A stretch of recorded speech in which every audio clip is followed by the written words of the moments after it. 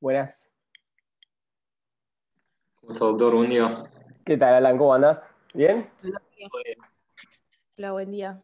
Hola, buen día a todos. ¿Cómo están? Bueno, horario difícil, ¿no? Para despertarse después de las fiestas. Complicado, pero bueno, por eso hicimos uno y uno, como para que el esfuerzo sea nada más que uno de los 2 días. Bueno, ¿cómo están? ¿Bien? ¿Todo bien? Bien, Bueno, gracias. bueno. Hola Betty, ¿cómo estás? Ahí te veo. ¿Cómo va? Bueno, muy buenos días. La verdad, para nosotros es un placer poder dar inicio a esta cursada de verano con una materia que sale un poco de los cánones tradicionales que tenemos nosotros conocidos hasta el presente. Hay alguien que tiene ahí el micrófono. Abril, me parece que es. Ahí está. Bien.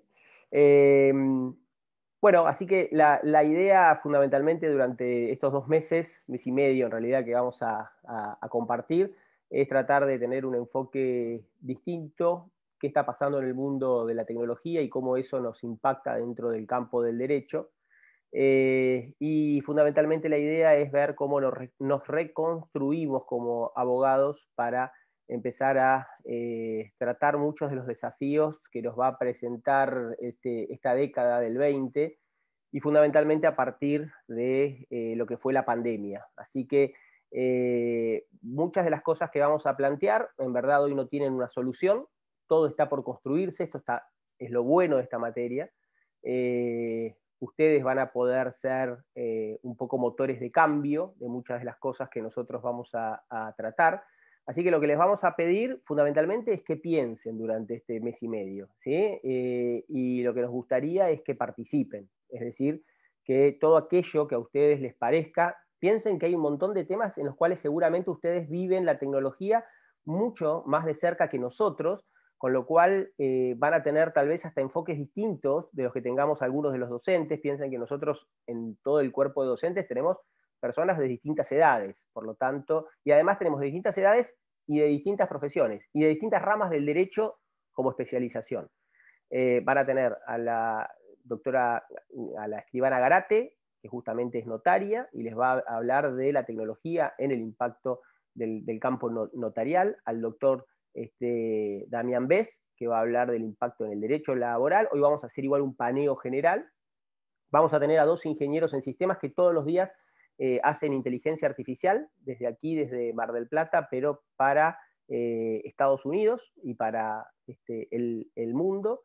Ellos todas las mañanas se levantan y trabajan con equipos multidisciplinarios, con compañeros de trabajo que están en Rusia, que están en India, con lo cual también esto nos empieza a mostrar que desaparecen los límites territoriales. Creo que eso es una de las cuestiones más importantes. Así que, bueno, vamos a tratar de ir avanzando en ese camino, ¿sí? Insisto, cualquier duda, cualquier comentario que quieran hacer, yo siempre digo que en la facultad tenemos el derecho a equivocarnos, ¿sí? Es decir, a decir cosas que nos parezcan ridículas, no importa. Si es ridículo, de seguro, yo siempre las cosas que me acuerdo de cuando fui alumno son las barbaridades que dije, porque fueron tan barbaridad que la tengo grabada en la cabeza y por lo tanto sé que después nunca más la apliqué en el ejercicio de la profesión. Así que no tengamos ni vergüenza ni miedo, y si decimos una barbaridad y nos reímos todos, buenísimo, porque la verdad que no nos cambian absolutamente nada. Es preferible equivocarse acá que equivocarse después cuando estamos ya en la actividad profesional. Bien, ¿alguna idea? Los que por primera vez se enfrentan con esta materia, ¿qué esperan? ¿Qué se imaginan que se van a encontrar a lo largo de estos 2 meses? ¿Alguien quiere hablar? La idea acá es hablar, así que ¿tienen alguna idea? ¿Pudieron ver algo? ¿Leyeron algo? ¿Les comentaron algo? Nada, es todo el oráculo, es acá entrar a algo desconocido. Bueno. Tiene algo que ver con, bueno, yo había rendido comercial el cuatri pasado, lo que es criptomonedas, todas esas Bien. nuevas cosas en cuanto al mercado cambiario, digamos, a lo que es el Bien, bien. cambio en moneda. Bueno, vamos a hablar de eso hacia el final, vamos a analizar qué es lo que está pasando con la economía, vamos a tratar de ver cómo está impactando todo este escenario dentro de las relaciones. ¿Me esperan un segundo? Que tengo un segundo, por favor, discúlpenme.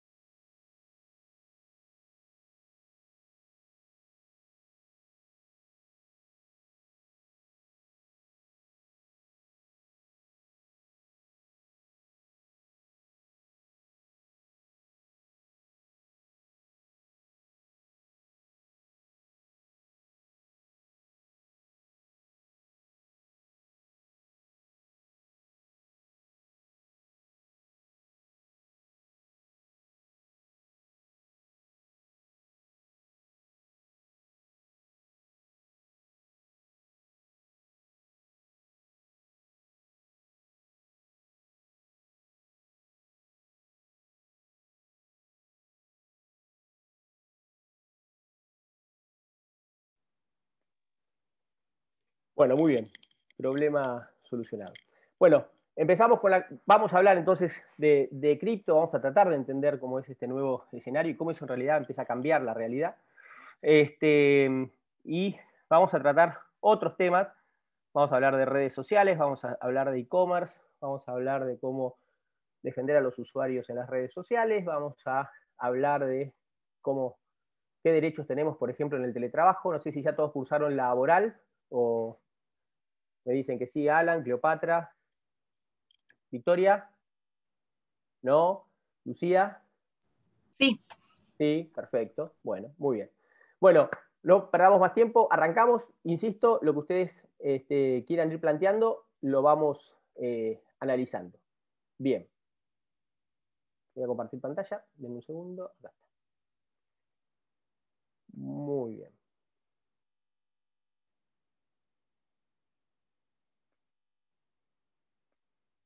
Bien. Nosotros, muchos de los temas que vamos a ver acá los hemos plasmado en el primer libro de la cátedra, que es justamente Inteligencia Artificial y Derecho, donde desarrollamos algunas de las cuestiones. La verdad que acá vamos a ver más de las que estamos analizando ahí. Bueno, a ver, lo que planteamos en la primera clase es que tenemos que empezar a rearmar muchos de los conceptos jurídicos que nosotros vinimos aprendiendo en la facultad desde que empezamos la carrera. A nosotros, me incluyo, nos han formado con una estructura que era lógica para los tiempos anteriores a estas revoluciones que vamos a ver, donde por lo general el derecho tenía límites territoriales, el derecho por lo general se estudia y se aplica dentro de los límites del territorio argentino, del territorio brasileño, del territorio español, del territorio italiano, pero el tema ahora es que lo que vamos a ver es que hay un cambio muy importante que está dado precisamente por la modificación que se ha dado con la aparición de las tecnologías y por primera vez por la aparición de una red global propiamente dicha. Vamos a arrancar para ver cómo estamos y qué ideas tenemos, ¿no? Vamos a suponer que nosotros estamos en la década del 50-60 en los Estados Unidos. Los afroamericanos siguen viajando en los micros en asientos distintos de los que viajan los blancos. No tienen casi derechos. Martin Luther King está empezando a reclamar por los mismos. Rose es la primera que se sientan y se niega a levantarse del asiento para blancos. Y en ese escenario vamos a pensar que a nosotros nos detienen, nosotros somos afroamericanos, nos detienen por acusados de haber cometido un robo en una propiedad. Nosotros no fuimos, sin embargo dicen que nos vieron en el lugar del hecho. nos indican en esa ubicación y nos plantean una opción. La opción es si queremos ser juzgados por un juez blanco, egresado de una de las universidades más prestigiosas de los Estados Unidos, ¿sí? Formado en la alta sociedad estadounidense, o si por el contrario preferimos ser juzgados por un juez robot, que es una de las posibilidades que hoy ya están instalando algunos países como Estonia, y como vamos a ver en alguna de las clases, Argentina es uno de los pioneros en esta línea de creación de inteligencia artificial en el proceso judicial. Si tuvieran que elegir entre uno y otro, ¿qué elegirían? Claramente el robot. El robot, dijo Cleopatra. Muy bien. ¿Quién más? Coincido con Cleopatra. Alan, muy bien. Alan quiere el robot. ¿Quién más? Lo que pasa es que el robot fue hecho por personas. Quizás un ser humano, por más que sea blanco, quizás tiene empatía, quizás no, más allá del color de la piel. Muy bien, Lucía. Entonces, humano. Creo que el humano. Muy bien, muy bien. El tema que por ahí el robot es más objetivo que el juez blanco, donde la subjetividad va a jugar un rol predominante a la hora de juzgar a la persona de color en esa época, en esos tiempos. Muy bien, muy bueno, muy bueno. Y también incluso hay plataformas actualmente internacionales que crean estos jueces cibernéticos y que uno puede incluso hasta probar qué sentencia puede darle de antemano para después ver si se somete a un proceso físico o un proceso online. Muy bien, muy bien. Jimena. Hola, Hola, ¿se Jimena. escucha? Sí, Sí. perfecto. ¿Vos? Yo elegiría al robot, más que nada por la época. Ajá. Actualmente no sé, yo creo que prefería a un humano, no a un robot, pero Mirá por la vos. época que estamos hablando prefiero a un robot. Porque habría muchos preconceptos. Claro, mucho, sí, mucho Bien, juicio previo, digamos. perfecto. Muy bien, muy bien. Vean qué interesante, porque en verdad estos son los debates que empezamos a tener en este tiempo, que para nuestra época, cuando yo era estudiante, ni siquiera se avisoraba, eran películas de ciencia ficción. La verdad que eso que antes podía ser ficcional, hoy es uno de los debates que estamos teniendo dentro de nuestra profesión. Y fundamentalmente lo que más nos tiene que preocupar es que por primera vez, por lo general nosotros desde el derecho siempre pensamos a las otras profesiones, ¿no? Uno cuando hace mala praxis médica está pensando cómo actuó el médico en una determinada actividad. Cuando uno habla de un accidente de tránsito está pensando al conductor que iba en un auto y que conducía ese rodado. Cuando uno habla de una obra un edificio que tuvo fallas, uno piensa cómo debería haber actuado. Pero es la primera vez que terceros empiezan a pensar nuestra profesión. Y esto es lo que están haciendo hoy los ingenieros. Los ingenieros en sistemas, los ingenieros informáticos están pensando en nuestra profesión. Ellos se ponen en nuestro lugar y juzgan a ver cómo debería funcionar un sistema como el que ustedes plantean. Esto es una de las grandes revoluciones que trae estos últimos años y que impactan directamente en nosotros. Vamos a verlo después, entre esta y la clase que viene, nos vamos a repreguntar a ver si lo que cada uno dijo sigue sosteniendo lo mismo o no, ¿sí? Según lo que vayamos avanzando. A ver, en primer lugar, hay una frase que para nosotros es fundamental, que es de Peter Drucker y que a nosotros nos motiva y fue la razón por la cual planteamos en la universidad generar esta cátedra. ¿Por qué? Ustedes son los que van a construir el futuro y es fundamental que ustedes tengan en claro cuáles son estos debates, porque las decisiones que nosotros tomemos hoy en día van a ser de seguro las que van a impactar en el futuro que queramos construir. En un tiempo en el cual hay mucho desánimo con la situación de la Argentina, etcétera, la verdad es que nosotros tenemos hoy una oportunidad histórica que es construir un país distinto a partir de tomar decisiones hoy que estén vinculadas con la tecnología. Pero si nosotros como abogados no entendemos qué es lo que está pasando en ese mundo, es muy difícil que podamos dar soluciones o aportes para cambiar ese escenario. Así que vamos a arrancar con un primer punto, que para nosotros es fundamental. Y es fundamental, ¿por qué? Porque en verdad hay que entender que cuando hablamos de tecnología, uno de los grandes problemas que tenemos es que no todos tienen la misma capacidad o facilidad que, por ejemplo, tienen ustedes hoy día para manejar la técnica. Uno de los profesores o uno de los autores que para nosotros es fundamental y que siempre recomendamos, y que lo que van a ver ustedes es que por lo general no vamos a leer autores jurídicos, vamos a leer algunos fallos a lo largo de esta cursada, pero la idea fundamental es que leamos, nos salgamos del derecho y empezamos a leer otras ciencias que tienen vinculación con las nuestras, y uno de esos es Yuval Harari. Harari, que es un filósofo, que ahora vamos a ver algunas de las obras que ha escrito, pero una de las más famosas es Homo Deus, él lo que planteaba es que en realidad hay algo que es un fenómeno único que se está dando en este tiempo, que ustedes están viviendo, pero que la humanidad nunca vivió antes, que es justamente que en un mismo tiempo histórico, en un mismo momento, estén viviendo 6 generaciones totalmente distintas en un mismo lugar y a un mismo momento. Piensen ustedes que cuando mi mamá era chica, a lo sumo conocía a su abuelo y lo conocía unos años. Hoy tenemos chicos que conocen ya a su bisabuelo, y hay algunos que hasta pueden conocer a su tatarabuelo. Esas cosas en la historia de la humanidad eran absolutamente impensadas. La esperanza de vida, aún en los últimos años, era de 50, 60 años. Hoy estamos hablando del festejo ayer de una mujer china de 118, y vamos a ver cuáles van a ser las proyecciones de aquí a unos años. En la actualidad tenemos 6 grandes generaciones, como se las divide fundamentalmente desde el marketing, ¿sí? Es decir, cuando uno hace una proyección respecto a cómo comercializar productos, lo primero que hace es crear grupos.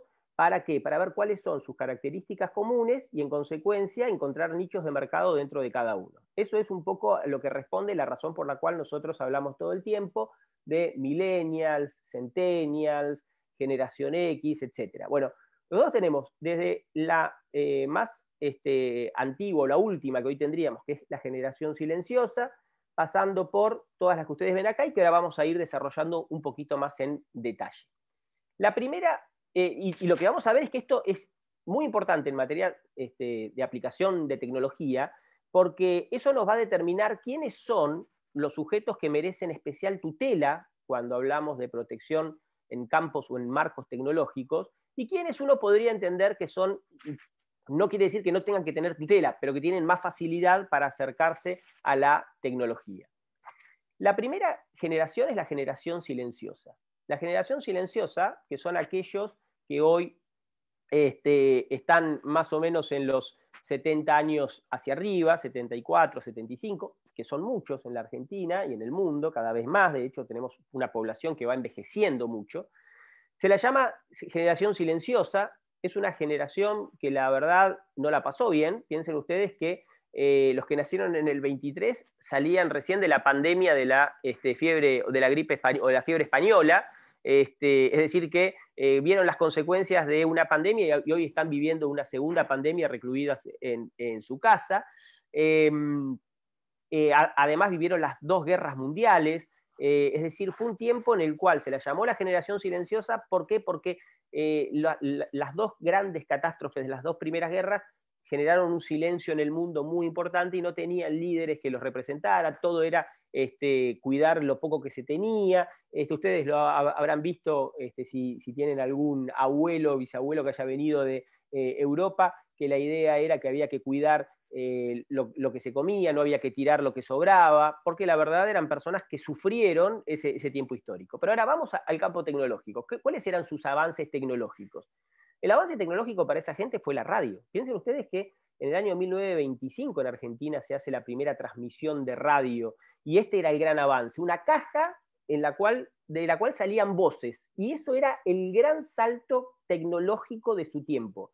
Entonces ellos crecieron en los años en que tenían más facilidad para absorber conocimientos, justamente con este gran salto tecnológico. Después han tratado de ir acomodándose a lo que para ustedes es natural. Y esto yo les pido que lo entiendan, porque para ustedes que hoy googlear es algo natural, que tener una red social es algo, pero básico, porque cuando ustedes empezaron a crecer ya estaban, bueno, para esa gente, en realidad lo que era natural era esto, era tener un sistema de radio con muy pocas frecuencias, y que para colmo lo que los entretenía era que le contaran historias a través de esa caja. El otro avance era el teléfono. Piensen ustedes que esto era el teléfono antes. Vieron que muchas veces los grandes dicen discar. Bueno, discar era porque para llamar había que usar el disco ese que está en el medio. Entonces había que darle al número que uno elegía y girarlo hasta esa palanquita que estaba más o menos a la altura del primer número. Entonces, ese era el gran avance tecnológico que ellos tenían en ese momento. La segunda generación son los baby boomers. ¿Por qué lo llama así la industria de la publicidad norteamericana? Se lo llama baby boomers porque en realidad cuando termina la Segunda Guerra Mundial en el 45, vuelven los soldados norteamericanos a los Estados Unidos y se reencuentran con sus esposas, novias, etc. Y en consecuencia, en esos años siguientes se da un boom de babies, un boom de nacimientos. Claro, todos se encontraban después de 5 o 6 años fuera del país, todos en ese momento creo que no había mucha educación sexual, por lo tanto, lo que hubo fue un boom de nacimientos. Y a esa generación se la llamó baby boomer. Esta generación baby boomer va a ser muy importante porque van a ser en realidad muchos de ellos, o algunos de ellos, los que van a definir el mundo que estamos viviendo hoy en día. Porque esto que estamos viviendo hoy no es producto de la creación espontánea, sino que es lo que pergeniaron algunos de esos cerebros, como hoy vamos a ver, que son Bill Gates, o fue Steve Jobs, o Wozniacki, o como fue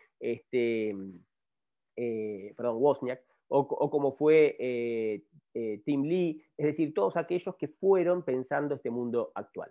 Ahora, para ellos, ¿cuál era el gran avance? El gran avance para ellos fue tener imagen adentro de una caja, que era el televisor blanco y negro en la década del 50, y el segundo salto tecnológico era poder escuchar música en discos, ¿sí? Es decir, y ya tener lo que se llamaba el combinado, que uno lo podía llevar, que eran esos aparatos en los cuales se vinculaba radio con disco.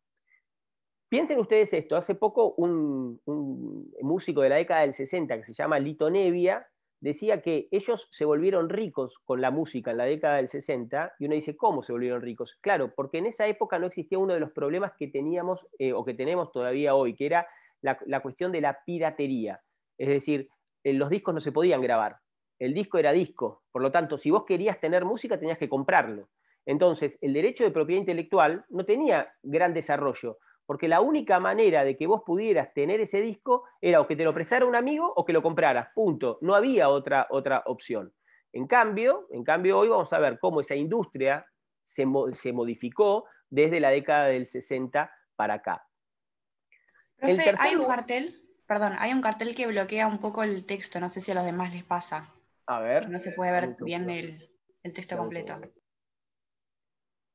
A ver. La advertencia es misma. Bárbaro. ¿Ahí? ¿Lo ven bien? Sí, ahora sí. Perfecto. Vamos de nuevo. Ahí. Bárbaro, gracias. Bueno, acá creo.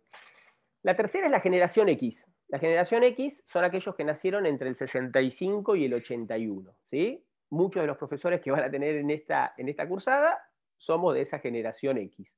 Nosotros en realidad vimos el avance tecnológico. ¿Por qué? Porque cuando nosotros estábamos en la escuela secundaria, empezamos a usar las primeras herramientas de tecnología.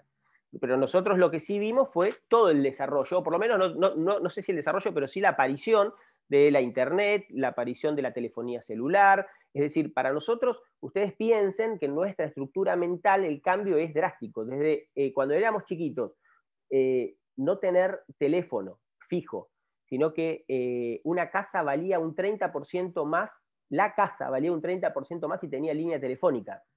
Piensen, ¿no?, lo que era este país en la década del 80, 90. Para tener un teléfono de línea había que esperar 3 años.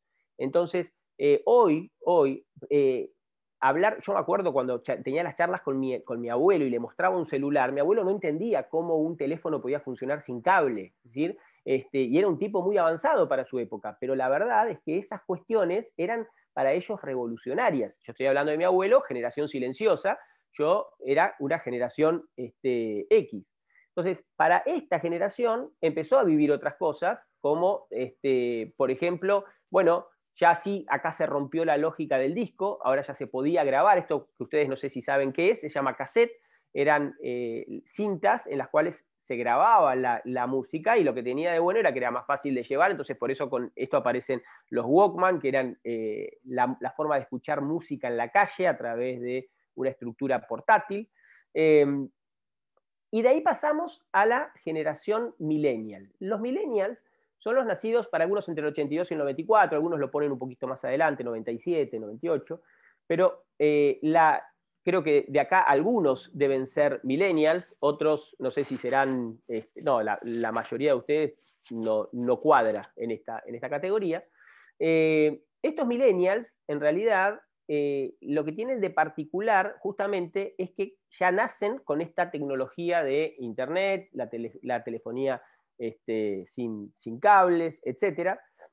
Hay algo siempre muy interesante que yo cuando hablo doy las charlas para gente de generación X, muchas veces no entiende por qué ustedes cuando están en clase están muchas veces con el celular, y parece una falta de respeto, y la verdad es que ustedes, o esta generación y las que vienen después, se las conoce como multitasking. ¿Por qué? Porque en realidad ese es un término que viene del ambiente tecnológico, que es que uno puede hacer varias cosas a la vez, y ustedes están acostumbrados a hacer varias cosas a la vez y a estar en dos mundos a la vez, como es el mundo virtual y el mundo físico.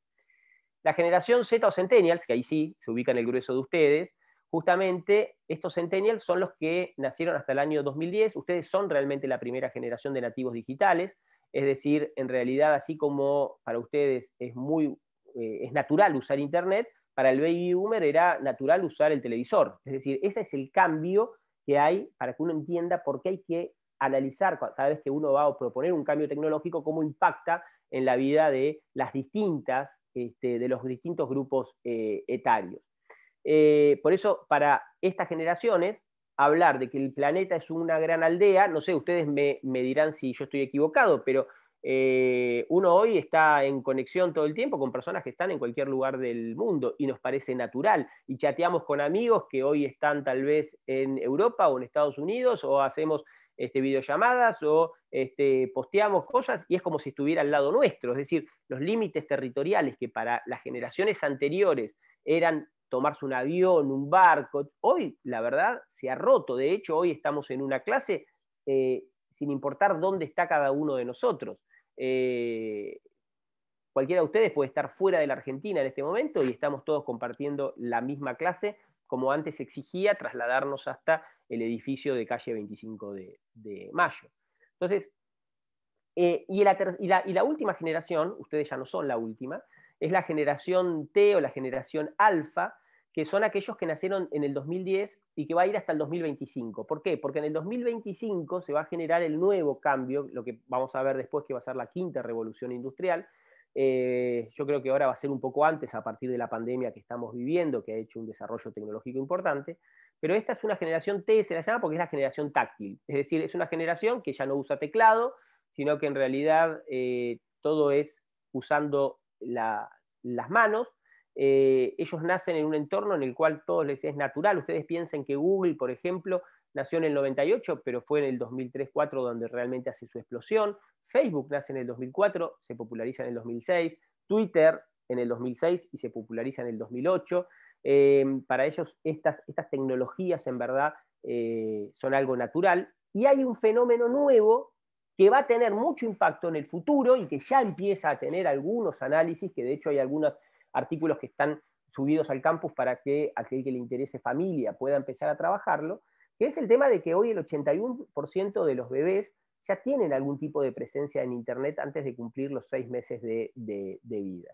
Y esto vamos a ver nosotros a lo largo de esta cursada los riesgos que eso puede generar hacia futuro, el hecho de subir o postear fotos equivocadas, de hacer comentarios, que lo hemos vivido en estos últimos días con, por ejemplo, los jugadores de la selección de rugby de los Pumas, que le aparecieron mensajes xenófobos que habían publicado en Twitter hace 10 años, pero que hoy vuelven.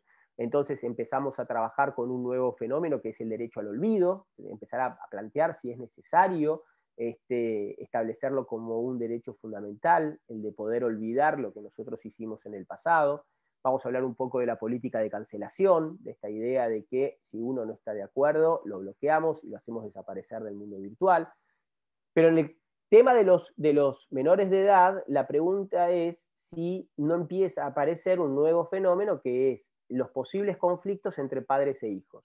Padres que suben fotografías que les parecen graciosas, pero que tienen un efecto contraproducente para los hijos, como es, por ejemplo, que puedan ser objeto de grooming, objeto de bullying, objeto de chanzas. Entonces, es muy probable que en un futuro empecemos a ver que uno de los fenómenos que se llama el sharenting, que es la idea de los hijos pudiendo negarse a que los padres posteen algunas imágenes de ellos, va a generar que podamos empezar a tener un rol más importante del abogado del niño.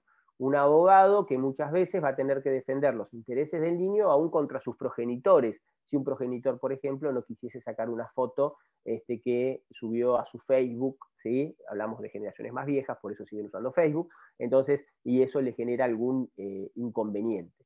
Por eso, en ese sentido, vamos a ver que hay justamente los primeros avances, y esto es todavía muy nuevo, pero es algo que tenemos que empezar a estudiar nosotros como fenómenos y que va a generar nuevos escenarios de trabajo. ¿Hasta acá venimos bien?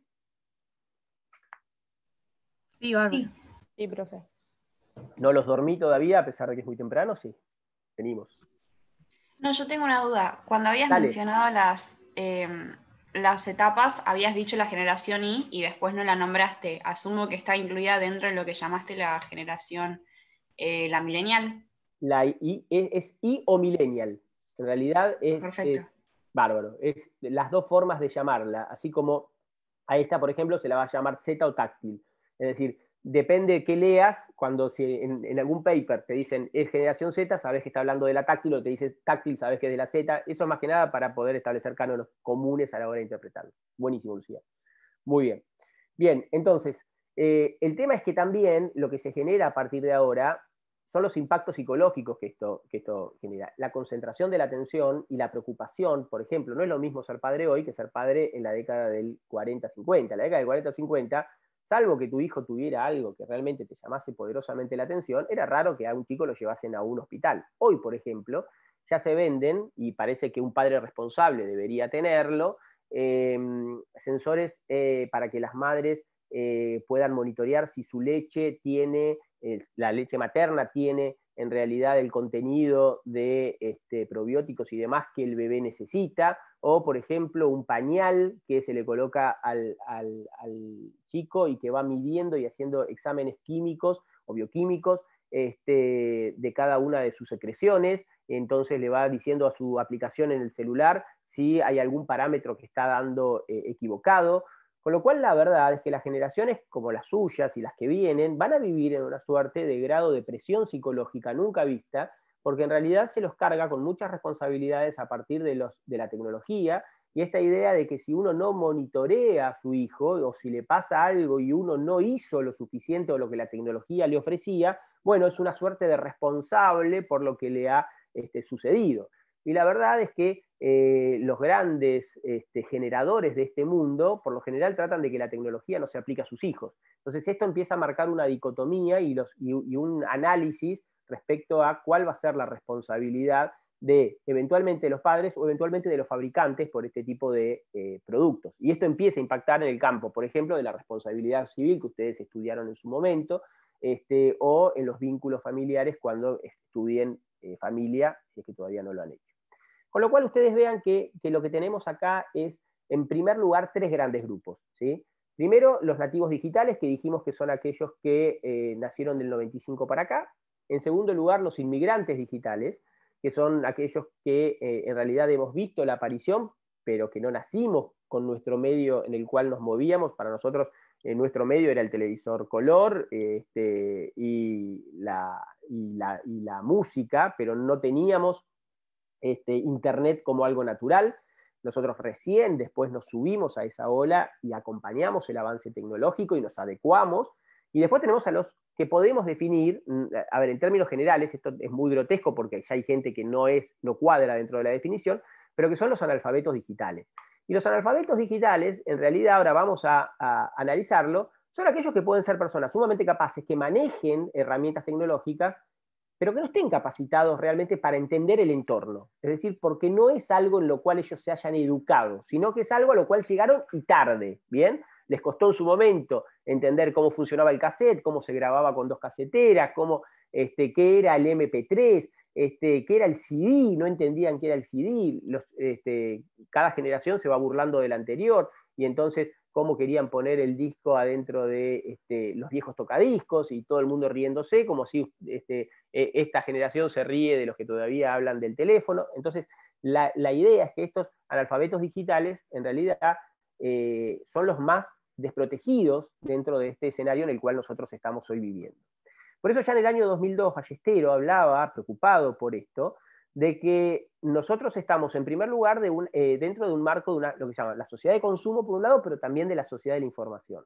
Y dentro de esa sociedad de la información, en líneas generales, lo que nosotros tenemos ahora es que la línea de exclusión social antes estaba signada ¿por qué? Por si uno tenía trabajo o no tenía trabajo. Entonces, si uno tenía trabajo o no tenía educación, en líneas generales, lo que determinaba era que uno fuera un analfabeto y quedara excluido de la sociedad. Excluido es tener que hacer changas, etcétera, para poder insertarse. Ahora, si nosotros queremos pensar un mundo de aquí para adelante y un país como Argentina de aquí para adelante, hay algo que es fundamental, y que es, si nosotros no preparamos, en primer lugar, a nuestros profesionales para entender la tecnología y apoyar a los emprendimientos tecnológicos, pero por el otro lado, no damos herramientas para que las generaciones más desprotegidas se suban a la ola digital, que no es solamente el celular, sino a su vez darle todo el entorno de conocimiento, la brecha entre excluidos e incluidos se va a hacer cada vez más grande. Y esto lo estamos empezando a ver en el mundo. Concentración de riqueza entre los más poderosos y sobre todo en estos 2 últimos años. Ustedes piensen que, vieron que muchas veces han escuchado hablar de lo que es el Producto Bruto Interno de un país. Sí. Bueno, en realidad el PBI, algunos autores lo critican a ese término. De hecho, un candidato a presidente, como fue el hermano de John Fitzgerald Kennedy, Robert Kennedy, fue asesinado porque él cuestionó que el PBI fuera una medida de valor de cómo un país se desarrolla, porque lo único que marca es con qué velocidad gira el dinero dentro de un país, pero no te dice si eso es virtuoso o negativo. Por ejemplo, yo puedo tener mucha plata girando, pero es para pagar enfermedades o tratamientos de la población. Entonces hay mucho PBI, mucha plata, pero no es que se haya creado riqueza. Bueno, lo importante de eso es que ustedes piensen que el PBI de la Argentina del año 2019, que son casi 450.000 millones de dólares, es decir, lo que producen todas nuestras empresas y todos nuestros seres humanos dentro de la República Argentina, este año Amazon, una sola empresa, generó 330.000 millones de dólares en el último 2020. Es decir, Amazon en un año generó casi lo mismo que genera toda la República Argentina. Y si sumamos a Amazon y a Apple, entre las dos superan largo lo que gana toda la Argentina. Esto, ¿por qué me parece importante que ustedes empiecen a entenderlo? Porque los países ya no son poderosos. Cuando nosotros hablamos de, no, el país dicta leyes, la verdad vamos a ver a lo largo de esta cursada que los que están empezando a dictar las leyes son estos grupos, estas empresas, que son las que hoy tienen la facilidad de poder establecer y tener impacto a nivel global, mientras que un decreto del presidente Fernández tiene impacto dentro de los límites territoriales de la República Argentina. Y a su vez, un presidente como Brasil, Bolsonaro, dicta algo y se lo discute un gobernador. Eso, en este mundo virtual, vamos a ver que no existe. Entonces, es la preocupación ¿dónde está? En que ahora la brecha digital es la que empieza a determinar quiénes quedan excluidos dentro del sistema y quiénes están incluidos en el sistema.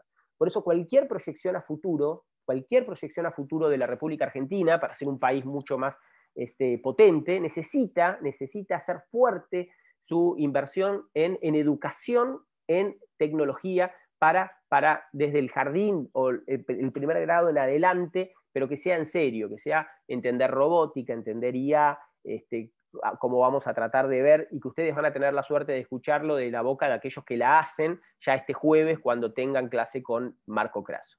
Ahora, ustedes piensen esto. Desde el año 2005 hasta el año 2019, esto es la línea de crecimiento de los usuarios de Internet. Nosotros hoy en el mundo tenemos 7.000 millones de habitantes, más o menos, ¿sí? Del 2005 teníamos 1.100 millones de usuarios de Internet. Hoy estamos en 4.131 millones. En este último año tiene que haber subido más, por fuerza de la pandemia. Debemos estar cerca de los 4.500. Pero la idea, ¿cuál es? Que en realidad de esa población mundial, que hoy estaría más o menos en 7.676 millones al año 2019, estaremos hoy en 7.800 más o menos, el 67% tiene nada más que celular, es decir, son usuarios de telefonía celular, y a nivel global, el 57% de la gente tiene acceso a Internet. Con lo cual esto ya nos empieza a marcar un escenario a nivel global. Esto que para nosotros, que estamos hoy en esta clase, es algo natural, todos de alguna manera nos hemos podido conectar, todos estamos escuchando esta clase, bueno, no es la totalidad de la humanidad. Hay ya una división. Nosotros estamos, por suerte, dentro del grupo de ese 57%, 55%, que somos los que tenemos, ¿sí?, acceso a Internet. Pero insisto, esto hay que tenerlo en claro, porque lo que para nosotros es cotidiano, para una parte, casi la mitad de la población, no es cotidiano. Entonces, cuando uno va a legislar, que nosotros, muchos de ustedes van a ser legisladores o van a ser asesores de legisladores, eso hay que tenerlo en claro. Una parte importante de los ciudadanos no están dentro de estos sistemas. En el año 2020, yo les decía, son más o menos 7.75 y hubo casi 5.19 billones o son miles de millones de usuarios de Internet. En Sudamérica, para enero del 2020, había un 72% de ciudadanos con acceso a Internet. Estamos dentro de los países emergentes, o dentro de los territorios emergentes, en una buena situación. Piensen que, en teoría, Sudamérica tiene mejor acceso a Internet, o más gente tiene acceso a Internet que Oceanía, que uno no diría que es un continente subdesarrollado, y mejor, obviamente, que gran parte de África y de Centroamérica. En el caso de la Argentina, para enero del 2020, acá se da algo muy particular. Somos uno de los pocos países que tenemos más celulares que habitantes, ¿sí? Es un fenómeno que se dio por la explosión de comercialización de líneas, que eso también habla de otro fenómeno que hay que estudiar en derecho del consumo, que es cómo en realidad esta idea de que hay comercializadores que cobran una comisión por la cantidad de líneas que generan es lo que ha hecho que aparecieran más líneas que usuarios, pero tenemos casi más de un 75% de usuarios de Internet con acceso, lo que no quiere decir que comprendan o que tengan plena facilidad para su uso. Es decir, que hay un primer punto que es fundamental, que es que si Internet es libertad y si Internet es participación social, hay un 43% de la humanidad que se quedó afuera, que no tiene voz, que no tiene participación, que está silenciada. Entonces, cuando nosotros nos dicen, no, porque Internet vino a cambiar, sí, es cierto. Ahora, ¿Internet es hoy la regla? Todavía no. Entonces, como todavía no es la regla, cada vez que nosotros pensamos y decimos, bueno, vamos a hacer una reforma educativa, todo es virtual, paremos. Todo es virtual no, porque tenemos un 43% de la gente que se va a quedar afuera. Bueno, no, vamos a bancarizar a todo el mundo y pagamos con modo, ahora que todos tenemos, cuando lo estudiemos a la fintech, vamos a ver los riesgos que esto tiene y demás. No, paren, hay un 43% de la gente que no va a poder operar de esa manera. Entonces, que esto se va a ir reduciendo, no hay duda. Es decir, dentro de unos años, ustedes cuando ya estén en la plena ejercicio de la profesión, se van a encontrar con que estos números habrán variado y quedará un 30, después será un 25, y ustedes vean que las empresas tecnológicas, por lo general, son las que están más preocupadas. Si uno piensa en Tesla, por ejemplo, ha lanzado sus propios satélites, algo que antes solo hacían los estados, hoy lo están empezando a hacer las empresas privadas. Y ellas largan sus propios satélites. Google, por ejemplo, para darle en el desierto de Sahara, lanzó globos con centrales que van volando y uno se puede conectar gracias a al envío de esos globos que van con posibilidad de acceso a Internet. Hasta acá entonces, más o menos empezamos a entender los impactos que esto tiene y cómo nos pega también en el campo del derecho. ¿Venimos bien? Sí, profe. Sí, Bárbaro. doctor, también con el tema de las apps, ¿no? Para el tema de esta app, Cuidar, por ejemplo, la de circulación, que tenés que sacar el certificado. Me llamó la atención que no se tenga en cuenta la gente grande o, no sé, cualquiera que no lo sepa usar o no tenga acceso a un celular. Excelente, tal cual. Entonces ahí, mirá vos qué interesante lo que vos planteas, Cleopatra, porque esto, por ejemplo, determina que una persona que quiera salir a hacer changas, por ejemplo, en un momento tan difícil como este de la pandemia, por ejemplo, por no tener acceso a las herramientas tecnológicas, no podría salir o no podría tomarse un transporte público, porque no puede descargarse la app Cuidar. Entonces, es muy interesante. Obviamente, en un escenario de pandemia, hay que ir a las herramientas que nos permitan llegar a la mayor cantidad posible de gente. Pero está buenísimo lo que vos planteás. Eso es algo que uno debe empezar a trabajar. Entonces, ¿cómo hacemos primero para incluir a las generaciones más viejas en estos campos tecnológicos, o más viejas, es decir, de mayor edad en realidad, en estas habilidades tecnológicas, pero también por el otro lado, cómo facilitar eso, y en algún sentido el gobierno eso lo ha intentado hacer, por ejemplo, cuando declaró servicio esencial ahora, o servicio público, a la tecnología, a los sistemas de acceso a Internet, etc. No estoy pudiendo ver los comentarios, voy a tratar después ahora de verlos. Bueno. No, decía que en la pandemia en realidad es en todo ámbito, ya que para trabajar y para estudiar también lo mismo. O sea, Exacto. Había gente el cuatrimestre pasado, seguramente Alan lo debe recordar, que dijo que cursó laboral, creo que cursó conmigo, que había una chica que, por ejemplo, que no tenía computadora, que había dicho que tenía muy mala conexión y que no podía conectarse, entonces, digamos que no podía escuchar las clases, no se grababan las clases, entonces que no podía estudiar. Y gran parte del curso, en solidaridad con ella, digamos, se desconectó de la clase para que pidieran grabarla, porque si no había gente que no podía acceder a material de estudio, ya que para esa materia se estudian las clases. Bueno, ¿ves? Pero eso también, muchas veces está bueno este ida y vuelta, porque hay veces que, para todos esto ha sido un cambio, pero hay docentes, por ejemplo, que vienen con un backup que es, pero yo me conecto, es decir, están todos los alumnos, entonces uno entiende que ese mundo en el que uno se desenvuelve es el mundo general, entonces está muy bueno que estas cosas afloren. Sí, Alan. ¿Cómo, Alan? Perdón. Que nos estamos olvidando de este 43%, que es casi la educación. Y ahí es cuando la educación, de ser un derecho, pasó a ser un privilegio este año. Muy bueno, muy bien, exactamente. Bueno, por eso es que es uno de los grandes debates que nos deja esta pandemia. Es decir, cómo, y ahí uno empieza a valorar algunas políticas de Estado antiguas, ¿no? Uno dice, bueno, a ver, porque también Argentina tiene un gran problema, que es que o es blanco o negro, o soy de un partido y entonces lo que hizo el otro está mal, y el otro, porque lo hizo el anterior está mal. Pero, por ejemplo, el plan Conectar Igualdad era un buen plan. ¿Por qué? Porque darle una máquina a todos, mientras unos decían, le regalan una máquina a la gente. No, a ver, entendamos, no es regalarle una máquina a la gente. Le están dando a los chicos, en comodato, una máquina, porque las jubilaciones de mi generación, por ejemplo, la van a pagar los chicos que están naciendo hoy. Entonces, esos chicos que están naciendo hoy, si no tienen habilidades tecnológicas, en el futuro no van a entrar al mercado del trabajo. Si no entran al mercado del trabajo, no aportan cargas sociales. Y si no aportan cargas sociales, a mí no me van a pagar la jubilación. Entonces, si no entendemos que somos un sistema, que en realidad todos dependemos de todo, que esto del individualismo de no, bueno, yo me salvo, no sirve porque somos un engranaje. Bueno, en líneas generales, en realidad es lo que empezamos a ver sobre todo con esto. Entonces, por eso digo, por ejemplo, una política que habría que sostener hoy es invertir en que las nuevas generaciones tengan tecnología disponible, que hay que darle tecnología a las escuelas, pero tecnología en serio, no para cumplir curricularmente y decir, no, sí, acá tenemos robótica. Bueno, a ver, pero ¿qué estás haciendo en robótica para que los chicos en realidad mañana puedan programar inteligencia artificial, puedan ir hacia donde deben ir y además teniendo una mirada crítica? Y ahí mucho tenemos que ver también nosotros, ¿no? Ustedes como profesionales, y alumnos, los docentes también, etc. Pero bueno, no me quiero ir, pero está bueno porque creo que vamos aprendiendo entre todos a partir de estos escenarios. Entonces, por eso, volviendo a esta sociedad de la información, hay un sector de la población que no se adaptan a las TIC. Ahí el autor habla de ciertas discapacidades. En realidad, teniendo alumnos que tenían algunas capacidades diferentes, nos decían, no, pero al revés, a nosotros la tecnología nos ha facilitado la integración en la sociedad.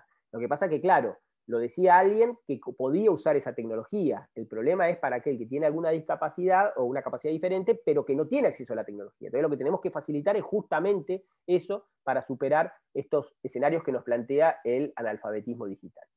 Por eso llegamos a uno de los puntos centrales, y es que lo que nosotros estamos viviendo hoy día, y ustedes van a vivir sobre todo de aquí en adelante, es que por primera vez en la historia de la humanidad están chocando dos mundos que conviven al mismo tiempo. Y dice, ¿cómo dos mundos? Sí.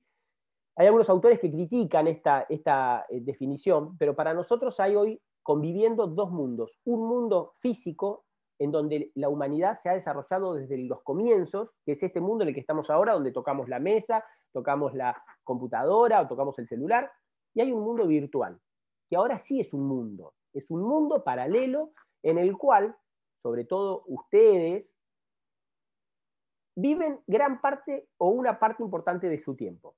Entonces, cuando nos dicen, ay, los chicos son adictos al celular. No, no son adictos al celular. En realidad, en los hechos, lo que nosotros tenemos es dos mundos que conviven al mismo tiempo, y la generación millennial, centennial, fundamentalmente, y la generación Z va a vivir o vive permanentemente pasando de un mundo a otro. De hecho, nosotros vamos a estar mandando o conversando o reuniéndonos o haciendo un vivo, etcétera, y ahí estamos en ese mundo paralelo y volvemos al mundo físico para hablar con nuestros padres o nuestros abuelos o nuestros amigos que están cerca, y volvemos otra vez al mundo virtual. Entonces lo que tenemos que empezar a entender es, bueno, en el mundo físico nosotros ya estamos estudiando en la carrera cuáles son las reglas. Sabemos que hay constituciones, sabemos que hay tratados internacionales, sabemos que hay leyes, que hay decretos, que hay regulaciones, y sabemos quién las dicta, quién las emite. Bien, perfecto. Ahora, lo que vamos a tener que entender es que estamos con un nuevo mundo que se empieza a fundar a partir de la década del 90, que hace su explosión ahora, como vamos a ver hoy, y que en ese mundo parece que todavía no hay reglas, y parece que no quieren reglas. Entonces, la gran pregunta de este tiempo es, ¿quién va a regular eso? Si es que hay que regularlo, y muchos lo que sostienen es, no se metan ustedes, estados tradicionales, a regular este mundo paralelo. Ustedes no tienen nada que hacer acá, primero porque no entienden nada de lo que está pasando en este mundo virtual, y en segundo lugar porque ustedes son obsoletos. Y esto nos está pasando mucho, ustedes piensen esto, el gran problema hoy día es que la mayor parte de los presidentes de los estados son de la generación baby boomer. Generación que en realidad les cuesta entender todo lo que está pasando hoy y que para ustedes es natural. Y eso habla del desacople entre los dirigentes y la gente. Los jóvenes no entienden a esas personas grandes que les siguen hablando de que no pueden usar el home banking porque no lo entienden, cuando uno está viviendo en ese mundo virtual que no tiene reglas. Y vienen con leyes y decretos y demás de un mundo físico que se lo quieren aplicar a un mundo virtual. Entonces, y para colmo a esa gente le cuesta entender y tratar de regular estos fenómenos. Lo estamos viendo hoy con la pandemia. Es decir, se arman las juntadas a través del mundo virtual. Y después llegan, y siempre llega tarde el poder tradicional, porque le cuesta entender ese mundo. ¿Bien? Hasta acá más o menos vamos, entendemos. Entonces, lo que vamos a tratar de hacer en estos dos meses es entender qué está pasando en ese mundo. ¿Qué es lo que tenemos que empezar a hacer desde el derecho? Y empezar a entender que tenemos un rol muy importante, porque nosotros somos los que regulamos conductas. Vamos a debatir entre nosotros si es necesario que haya regulación, ¿sí? Y vamos a tratar de ver cómo empiezan a construirse las primeras soluciones a los problemas que nos plantean estos escenarios y que van a modificar el derecho. Y entonces yo acá voy con algo que recomiendo. Ustedes todavía no cursaron los internacionales. Antes, hablar de internacional privado, en la época mía, era, no, ¿para qué vas a estudiar internacional privado como un loco? No, estudialo, pero no lo vas a aplicar nunca en tu vida. Hay 3 o 4 internacionalistas. Hoy el que no maneja internacional privado no va a poder ejercer, porque todos los conflictos ya hoy son internacionales. Cualquiera de ustedes ha comprado un libro y lo ha comprado capaz que más barato en España, porque uno hoy empieza a buscar oportunidades, o ha comprado en China. Entonces, esos son negocios internacionales. Entonces, tenemos que empezar a entender cómo gira o cómo funciona, y por eso también hay que actualizar esos campos o esas materias para poder entender esta dinámica. Bueno, me excedí. Vamos hasta acá, ¿venimos bien? Bien. Entonces, tenemos mundo real versus mundo virtual. Y este es uno de los impactos importantes que tenemos que estudiar de aquí en adelante. Vamos ahora entonces sí a empezar a plantear el futuro, o el futuro que en realidad ya no es futuro, sino que es el presente, bien, pero que mira hacia los impactos que van a venir de aquí en adelante. En este último tiempo todos habrán escuchado que estamos dentro de una revolución 4.0. Todo el tiempo hablando de 4.0, 4.0. Bueno, vamos a tratar de ver qué es lo que está pasando, qué es esto de 4.0, qué impacto tiene y por qué es tan importante, y como algo previo a la revolución 5.0 que va a llegar en el 2025. Yo les hablaba de Harari. Harari, yo les decía que es un filósofo israelí que en estos últimos años ha generado los contenidos y debates, si se quiere, para el mundo occidental más interesantes. Él en realidad tiene 3 obras, el orden no es este, el primero es De animales a dioses, donde ahí explica cuál es la evolución del ser humano y cómo llegamos a ser realmente esta suerte de divinidad que gobierna el resto de las especies. El segundo es Homo Deus, que sí ya es un impacto tecnológico, porque habla de esto de lo que estamos empezando a hacer hoy, que es convertirnos en dioses, los humanos como dioses, y por eso yo les pido que lo escuchen mucho tanto a Marco Craso, al doctor Marco Craso, como al doctor Agustín Casamayor, a los 2 ingenieros, porque ellos hoy son dioses. Hoy en realidad ellos están generando inteligencia artificial. Entonces vamos a ver que van a poder charlar de primera mano con 2 profesores de la hostia, porque la verdad que son excelentes, pero además que ellos en el día a día están dentro de eso que define Harari como Homo Deus. Y después lo publicó antes de la pandemia, que era cuáles iban a ser las 21 lecciones para el siglo XXI, cuáles eran los 21 desafíos. Pero en ese libro, Homo Deus, Harari dice, en primer lugar, que hay algo que cambia las estructuras, sobre todo para aquellos que quieran incursionar en política en el futuro, que es que antes los cambios se proyectaban en siglos. Si uno estudia, vamos a estudiar el derecho romano y vamos a ver que tenemos el derecho romano de Oriente, de Occidente, y son siglos que estamos hablando de un imperio romano. Hoy los cambios son absolutamente vertiginosos. Ya no se puede hablar de siglos, sino que el futuro se mide en años. Yo les estoy diciendo que la próxima revolución va a venir en el 2025, faltan 4 años para ese cambio, y va a ser una revolución, ¿bien? Entonces, ¿esto qué necesita? Primero, de nosotros, de nuestras mentes, mayor flexibilidad.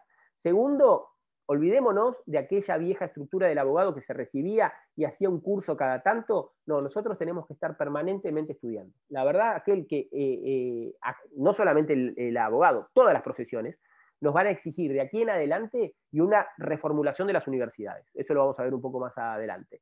Pero la idea es que nosotros vamos a entrar y salir permanentemente de la faceta educativa. Todo el tiempo, los cursos online van a ser constantes, vamos a tener que estar todo el tiempo viendo cosas nuevas. Por eso es que esto obviamente exige mucha más profesionalidad y más esfuerzo a cualquiera de nosotros.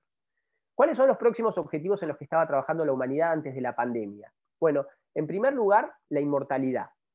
La idea, ¿cuál es? Lo que dice Harari es, el hombre solamente va a poder pensar en la inmortalidad cuando descubra la vacuna contra el cáncer. Piensen ustedes que hoy la enfermedad que pone límite a cualquier vida humana es el cáncer. ¿Por qué se alargó la expectativa de vida? Porque antes uno se moría por otras enfermedades antes del cáncer. Entonces, lo que ha hecho la humanidad es ir tratando de sortear y encontrarle respuestas a esas enfermedades que aparecían antes. Y entonces uno dice, alargó la vida, sí, pero todavía no llegamos a la inmortalidad porque nos falta vencer a ese último gran rival que es el cáncer. Lo que sí hemos logrado es extender la expectativa de vida. ¿Y qué dice Harari? Bueno, los que nazcan hoy es muy probable que un número importante de ellos lleguen a vivir 140, 145 años. Ahora, si esas son las proyecciones que los científicos plantean, empecemos a dar discusiones más serias en muchos campos. Por ejemplo, nosotros hablamos hoy de jubilaciones. Las jubilaciones funcionan, ¿sí? ¿Para qué? Para asegurar los últimos años de vida. Ahora, si yo me jubilo hoy a los 65 y mi vida va a ser hasta los 130, lo que estoy diciendo es que voy a trabajar 40 años y voy a tener que sostener a una parte importante de la población durante otros 65. Entonces, ¿esto qué exige? Bueno, exige que empecemos a pensar como estadistas de acá para adelante qué soluciones le vamos a encontrar a este escenario. sino tenemos que empezar a pensar en una ampliación y vamos a ver si es posible ampliar una masa de trabajadores, o si por el contrario la idea es no trabajar más y que trabajen las máquinas. Entonces, esos son los desafíos que yo quiero que ustedes piensen durante estos 2 meses, pero no para tener certezas, sino para que a ustedes les quede en la cabeza y empezar a pensar cómo hacemos un país serio de aquí en adelante que pueda dar respuestas a estos escenarios. El segundo lugar es la felicidad constante, que es la idea permanentemente de satisfacción, que eso se está buscando a través de qué, y a través de, ahora que estamos entendiendo cómo funciona el cerebro, por eso es muy importante, si ustedes pueden estudiar o leer libros de neurociencia, viene excelente para esta materia. ¿Por qué? Porque en realidad, si entendemos cómo funciona el córtex cerebral, empezamos a entender cuáles son las reacciones por las cuales nosotros nos sentimos felices. Entonces, ¿qué es lo que están trabajando hoy la industria química, o ya no química, sino génica de las drogas? Que la idea es lograr que haya elementos que nos den felicidad constante. ¿Cómo se logra la felicidad constante? Ya está comprobado a través de la liberación de dopamina del sector frontal del cerebro. Entonces, si nosotros logramos que haya un medicamento que permanentemente nos haga liberar dopamina, y podríamos vivir en la felicidad constante. Lo que pasa es que eso también nos genera otros desafíos. Si yo vivo en la felicidad constante, ¿cómo determino que eso es felicidad? Porque si no conozco lo que no es felicidad, eso se me vuelve lo natural. Entonces, la pregunta ¿es un fenómeno solamente psicológico o es un fenómeno químico? Si es químico no hay problema, porque voy a vivir siempre feliz, porque es algo químico, entonces me va a generar siempre lo mismo. Ahora, si no lo es, bueno, eso es lo que nos exige a nosotros, abogados, empezar a pensar en las otras ciencias y estudiarlas a esas ciencias. Y la tercera es la divinidad, que es crear, es la posibilidad de crear a un sucesor. Es decir, la idea es que, yo me acuerdo cuando era chico, año 85, yo creo que estaba en la escuela primaria, pero a mí me impactó una vez un diario, una revista, de esas revistas outsiders que se publicaban, donde un filósofo decía, ¿por qué los hombres o los humanos, y esto es muy difícil porque también pone en jaque muchas creencias religiosas, que es, ¿por qué el hombre cree que es el último eslabón de la cadena de la evolución?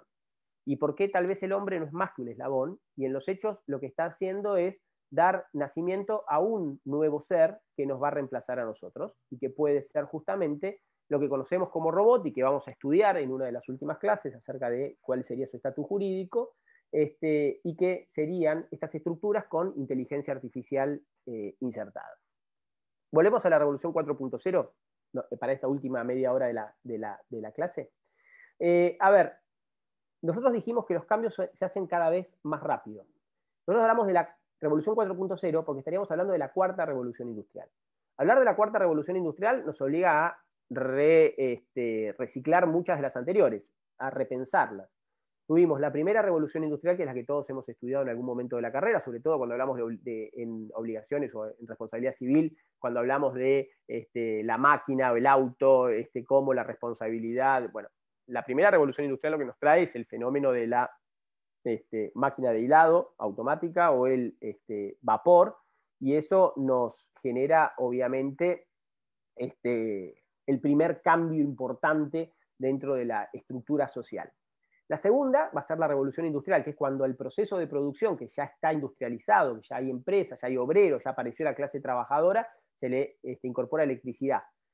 La tercera va a ser la revolución industrial dada por la computación, que aparece en los años 90 del siglo pasado, es decir, hace apenas 30 años. Y en comienzos de este siglo, 2005, 2006, aparece la cuarta revolución industrial, que es la revolución de la inteligencia. Y ahora vamos a ver cuál es el motor de esa revolución.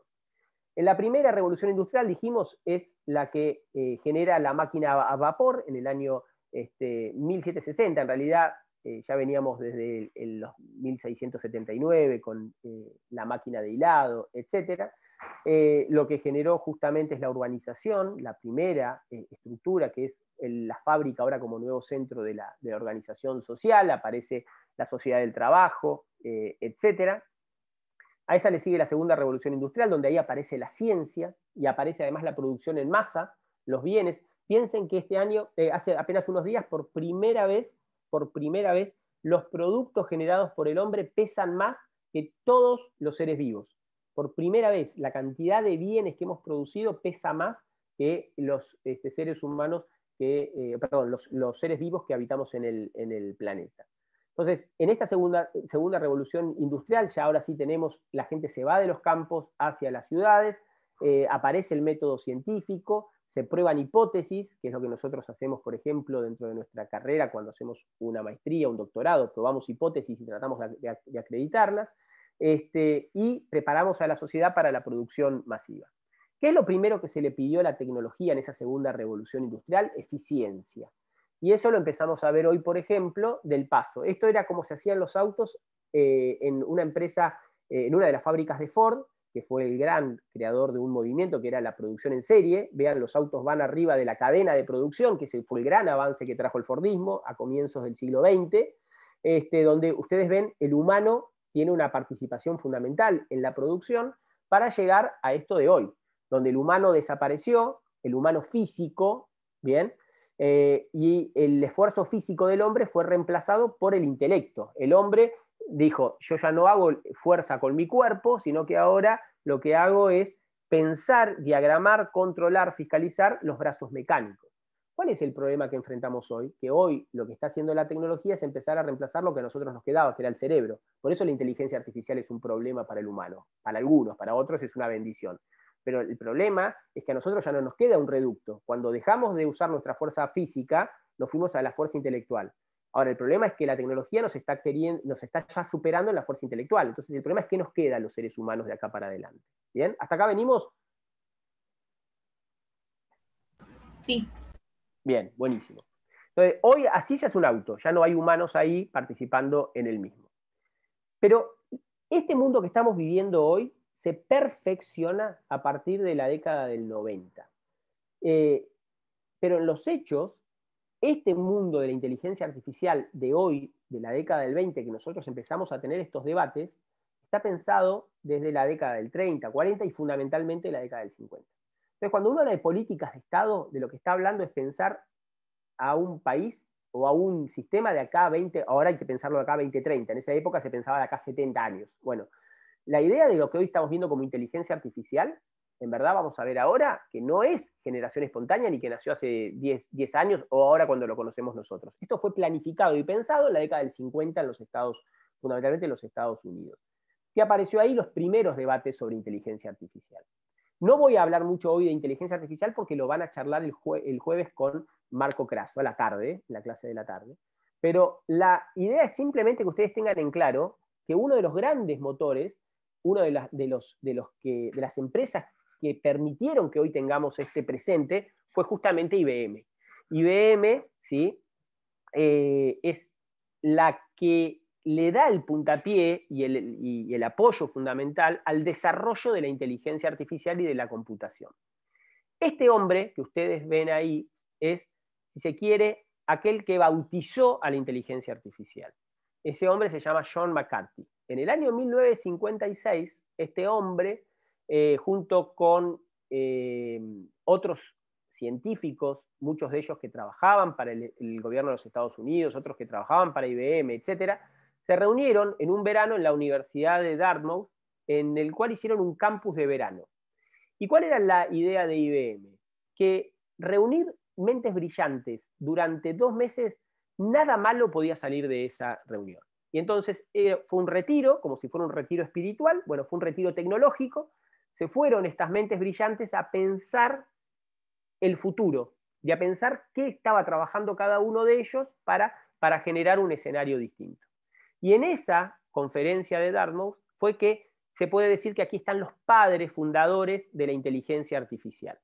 Estos hombres son los que en realidad vamos a leer, aquellos que cuando terminen la materia les interese o que en el futuro tengan que ejercer actividad vinculada con la IA. Está Marvin Minsky y Claude Shannon, que ya venía trabajando con avances muy importantes, los vamos a ver cuando hablemos de robótica, Ray Solomonov, Alex Newell, Herbert Simon, que también trabajaba en materia de robótica. Bueno, todos estas 10 personas son las que durante 2 meses se reunieron a pensar. Por eso digo, la universidad es tan importante. La universidad no es un paso corriendo. Yo no tengo que pasar por la universidad corriendo para recibirme rápido. Yo lo que tengo que hacer es, en este paso por la universidad, reunirme con otros y pensar y charlar. Y si puedo hacerlo con con estudiantes de otras materias, de otras carreras, mejor todavía, porque eso nos permite este cruzamiento de información y de datos, que es lo que hace que nosotros podamos sacar el jugo a nuestro paso por la universidad. Bueno, en este caso entonces, estos académicos se reunieron para pensar cómo fabricar máquinas que simularan todos los aspectos de la inteligencia humana. Por eso la llamaron inteligencia artificial. Por eso John McCarthy, cuando presenta el paper pidiendo la autorización para hacer esa reunión en la universidad, le llama o le pone el nombre inteligencia artificial. Para muchos es un título que está mal, porque en realidad la inteligencia humana todavía no la conocemos. Entonces, ¿cómo, si no sabemos cómo es la inteligencia humana, vamos a generar una inteligencia artificial? Para hacer una artificial tenemos que saber cómo funciona la inteligencia humana que queremos tomar como base.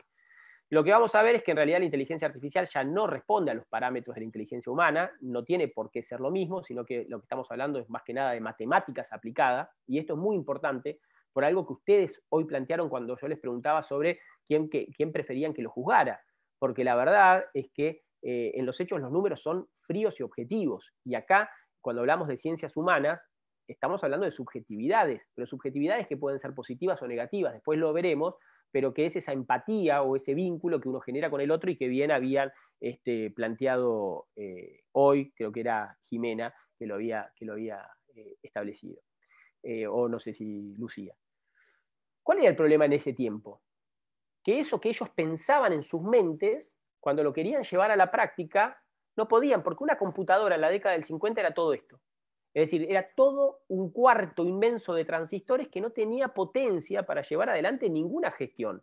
Es decir, decirle, pensá como un jugador de damas.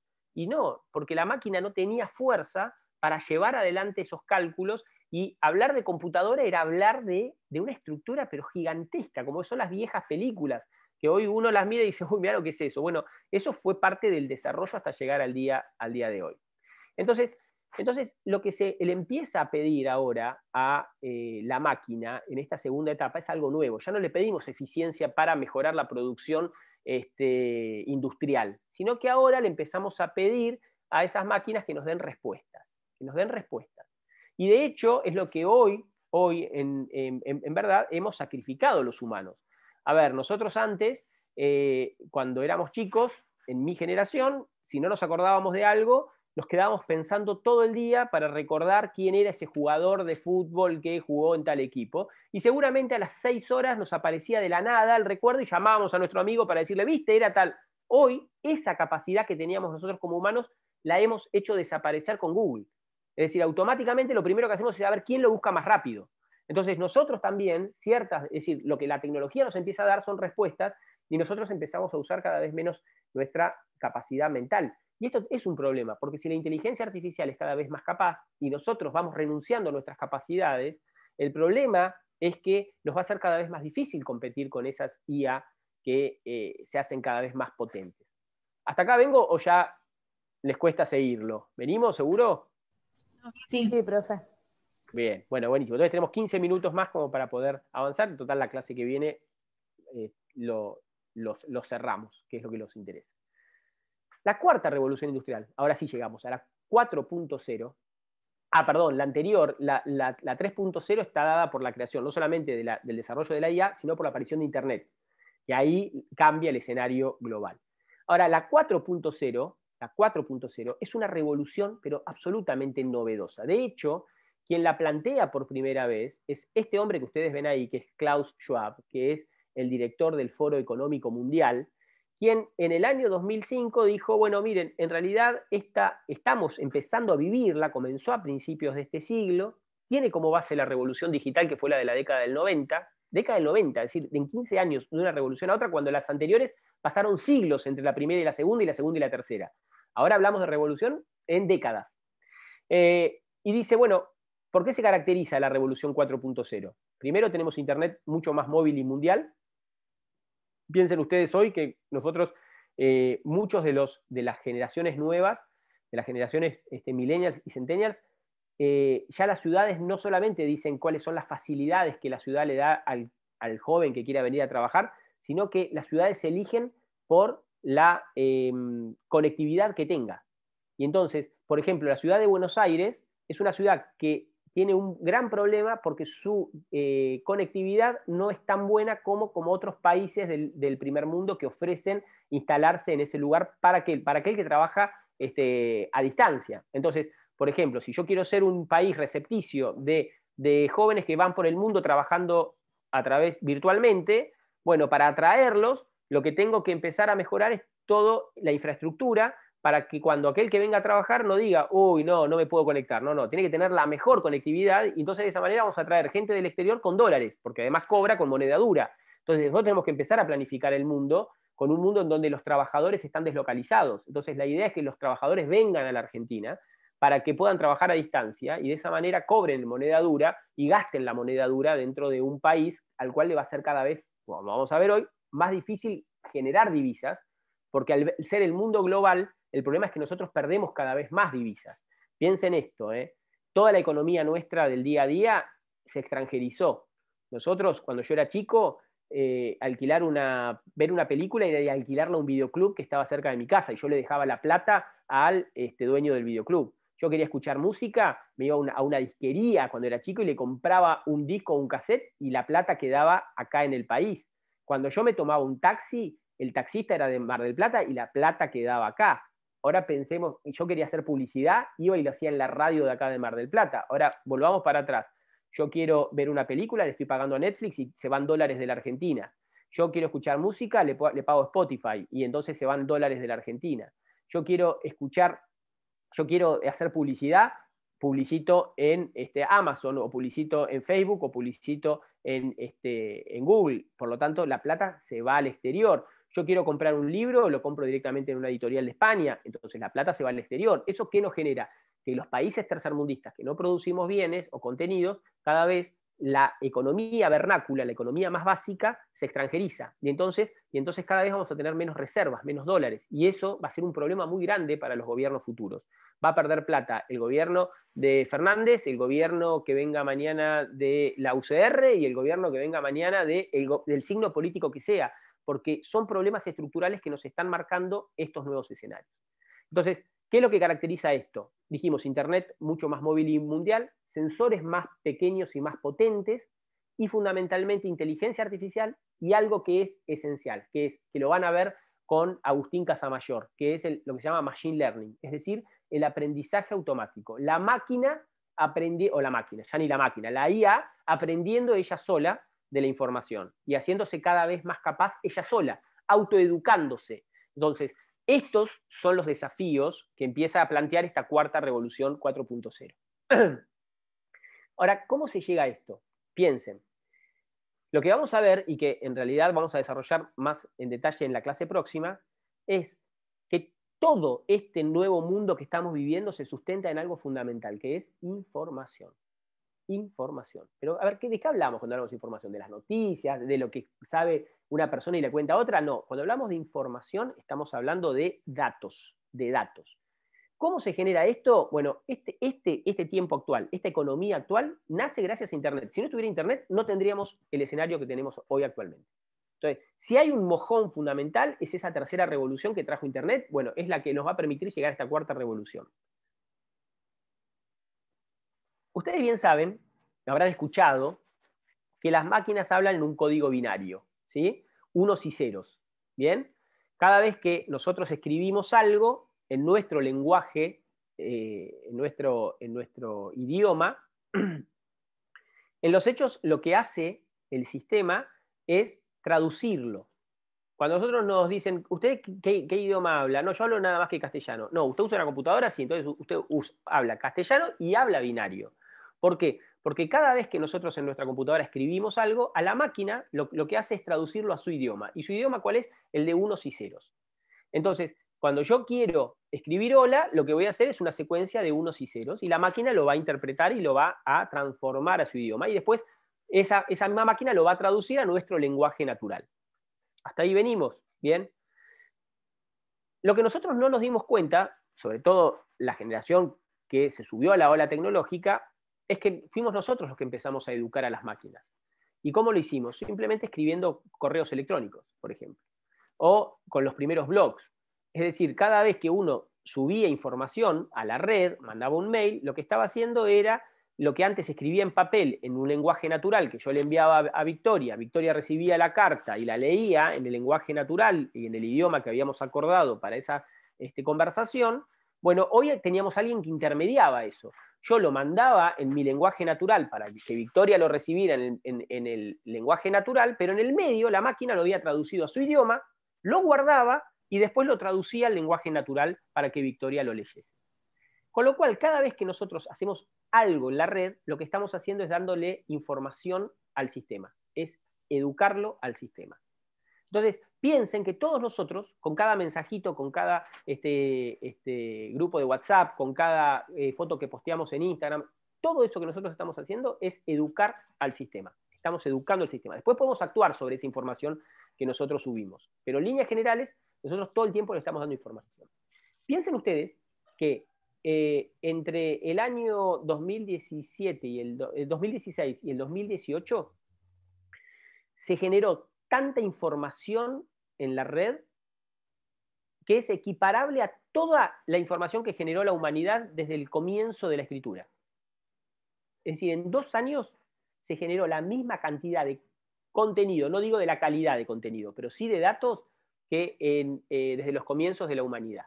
Entonces, si nosotros le estamos dando toda esta información, esta cantidad de datos a una inteligencia que es mucho más fuerte que nosotros y mucho más capaz, quiere decir que esa inteligencia siempre va a saber muchísimo más que nosotros. Entonces la inteligencia artificial hoy sí ya ha llegado a un estadio en el cual tiene todas las herramientas para directamente declarar obsoletas las mentes humanas. Las mentes humanas, en cualquier momento de estos próximos 15 años, en realidad no van a poder competir con esa inteligencia artificial. Vamos a ver que hoy tenemos distintos estadios. Todavía no hemos llegado a la inteligencia general, que es de lo que les va a hablar Marco. Ahora, ¿cómo se va a generar esa inteligencia artificial? Con información, con datos. Por eso es el tiempo de los datos. Por eso esta revolución industrial es distinta a todas las anteriores. Las 3 anteriores se basan en recursos físicos. La primera fue el carbón para generar vapor. La segunda fueron los combustibles para generar electricidad. Y la tercera fue el petróleo. Esta cuarta, no, es algo inacible, que son datos. Datos, que es nada.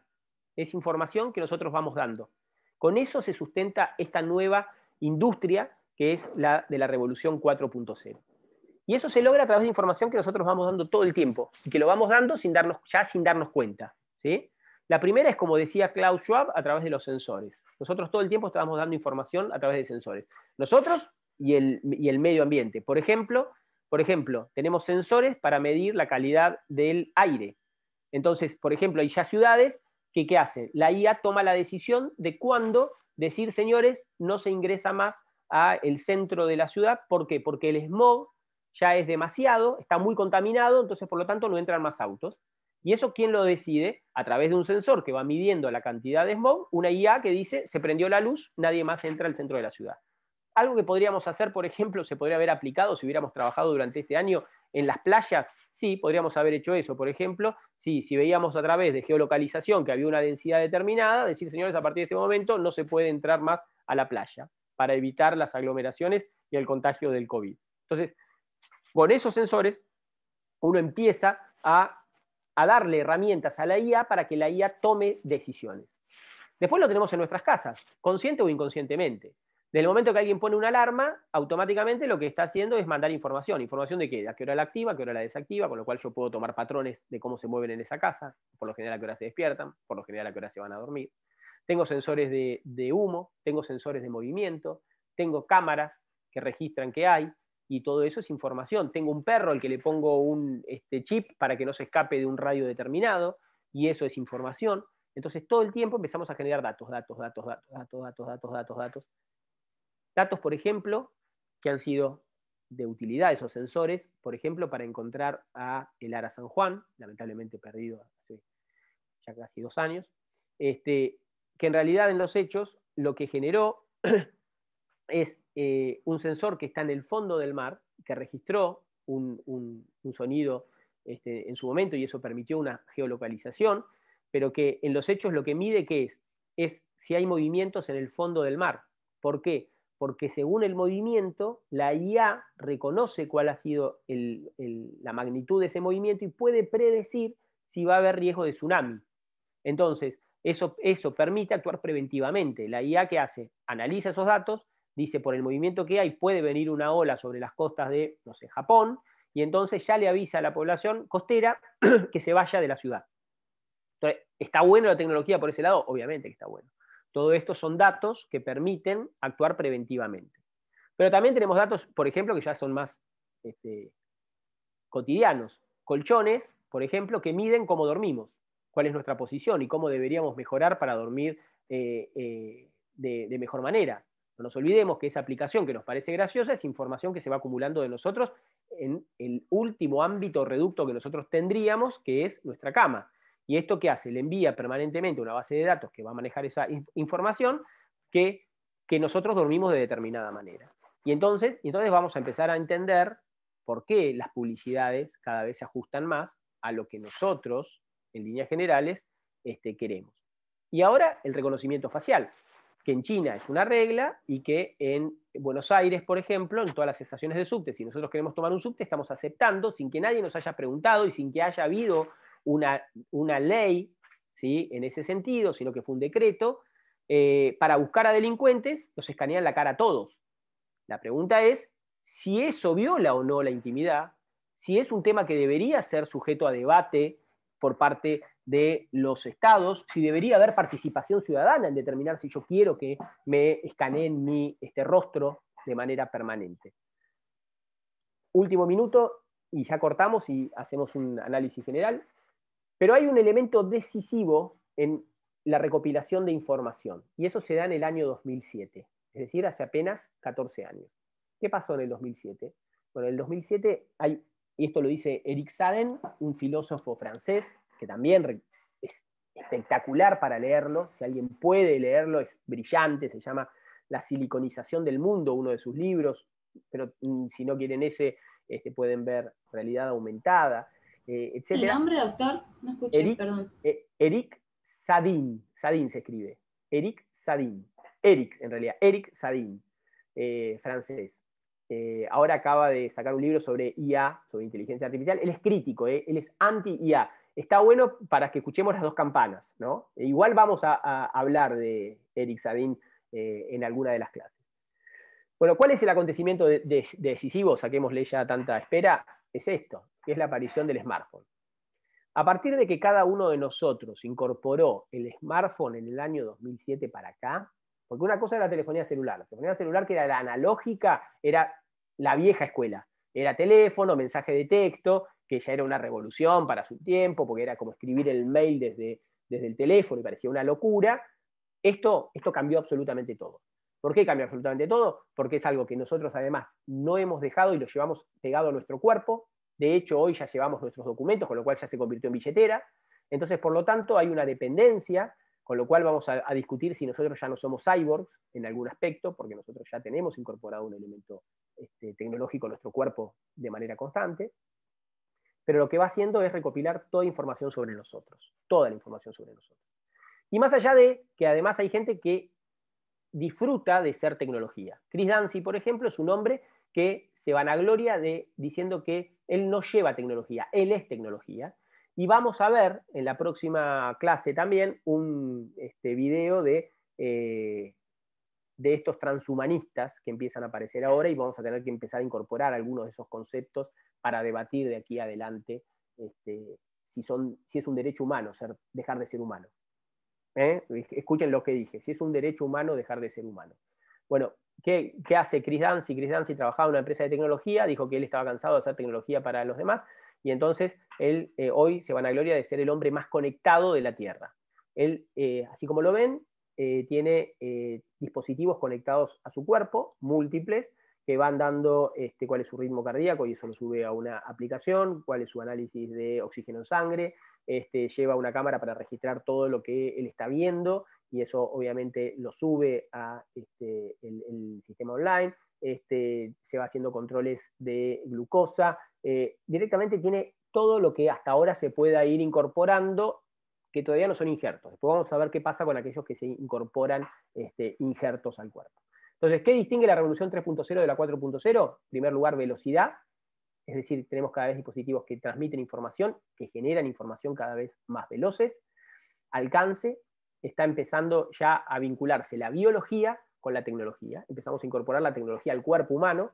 Esto también va a generar nuevos desafíos. La Unión Europea, vamos a ver nosotros en varios documentos que están subidos. Si ustedes empiezan a revisar el campus, van a ver que hay varios documentos sobre IA. Les recomendamos que vean el video que está en una de las páginas de la primera clase sobre qué es inteligencia artificial, que es un encuentro de media hora donde en realidad algunos científicos discuten sobre qué es. Podemos coincidir o no, pero está bueno que lo tengan como un primer acercamiento. Pero la idea es que justamente la tecnología está empezando a cambiar lo que significa ser humano. Vamos a ver qué pasa con aquellos que empiezan a reclamar derechos porque tienen tecnología incorporada y los hace distintos al resto de los humanos. Y a su vez, bueno, la idea justamente es esto de que todos estos sistemas interconectados empiezan a tener impactos en distintos campos como política y economía, como hemos tratado de ver a lo largo de hoy. ¿Cuál es el impacto? Piensen ustedes que los chicos que nacieron en el 2017 capaz que nunca van a conducir un auto, no van a saber lo que es manejar un auto. Seguramente los robots van a ser los que hagan las tareas cotidianas nuestras. De hecho, ya estamos viendo, vamos a ver en la clase próxima, un primer impacto de cómo se va a ir desplazando la mano de obra hacia las máquinas. Y la verdad es que, bueno, esto va a cambiar la forma en que nosotros trabajamos, nos relacionamos, etc. Hasta acá llegamos, vamos a empezar a pensar en la próxima clase cómo los datos se generan y cómo esos datos impactan en el derecho. Muy bien, no quiero abusar más del horario. A ver, vamos a ver algunos de los comentarios. Dice... tiene razón. Trabajar mediante TICs. Un mundo feliz de... Sí, un mundo feliz de Hackney. Exactamente, Lucía, perfecto.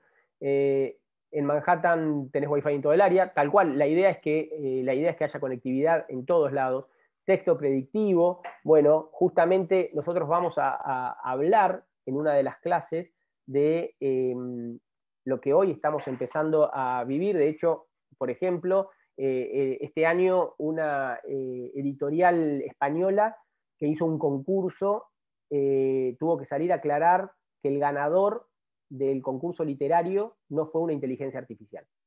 El cuento lo había escrito una IA, y eso lo vamos a ver con uno de los avances que tiene una de las empresas de Tesla. De hecho, hoy ya tenemos IA que pinta, y que pinta igual que Van Gogh, que pinta igual que Da Vinci, y el tema es que hoy la IA ya está escribiendo. De hecho, la prueba que se hizo hace unos días por el Washington Post le pidió a este programa que creó una de las empresas, como les decía, de Tesla,